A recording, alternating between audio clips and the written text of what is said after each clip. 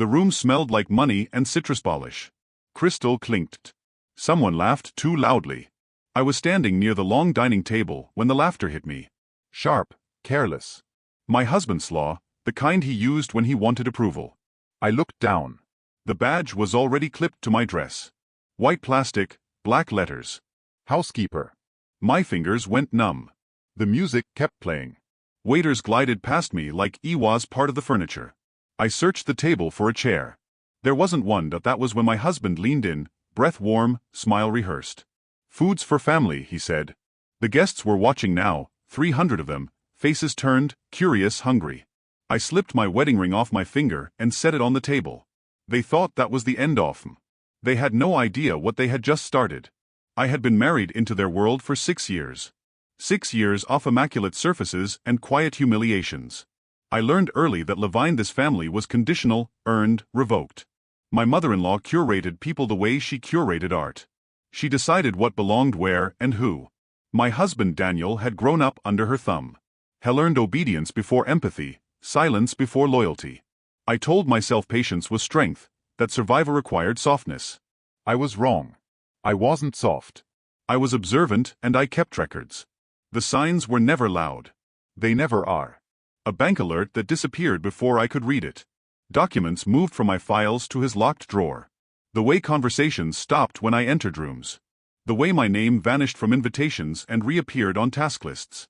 I was always needed, never wanted. At that party, I understood the pattern. This wasn't cruelty. It was rehearsal. They'd been practicing erasing me for months. 3 weeks earlier, I found the folder. It was hidden behind winter coats in the guest closet. Brown, unlabeled, heavy. Inside were contracts with my signature, copied, forged accounts opened in my name, debt layered like sediment, and one document that made my lungs stop working.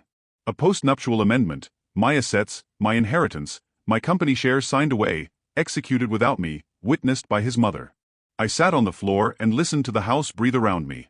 The walls hummed. The truth settled. They weren't planning to humiliate me. They were planning to discard me. I confronted Daniel that night. I placed the folder between us like a weapon. He didn't look surprised, but he looked relieved.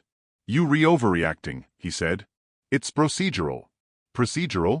Like I was paperwork. His mother stood behind him, hands folded, serene. "You should be grateful," she said. "We gave you a place." That was when something inside me broke. Not loudly, cleanly. I cried once, quiet, efficient. Then I stopped.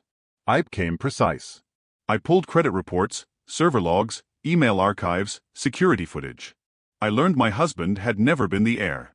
I was my late father's trust, structured to activate through marriage, had quietly transferred control to Daniel, but only temporarily. There was a clause they missed, a revocation trigger, triggered by public abandonment, triggered by documented humiliation, triggered by intent-towed fraud. I hired a forensic accountant, then a lawyer, then another. I said nothing to them. I planned the party. Back at the table, my ring caught the chandelier light. Silence crept in. My mother-in-law smiled thinly. "Is there a problem?" I picked up the microphone meant for the toast. "I just want to thank everyone," I said calmly, "for witnessing the end of my marriage." Gasps, whispers. Daniel stood. "You embarrassing yourself." "No," I said, "you already did that for me." I nodded to the screens. Documents appeared. Timelines, signatures, transfers. Then the trust activation notice. Accounts froze in real time. His mother's face drained first. Daniel's followed. "You see," I said, "this family likes performance, so I gave you one." Security escorted them out. Not me. The badge fell from my dress.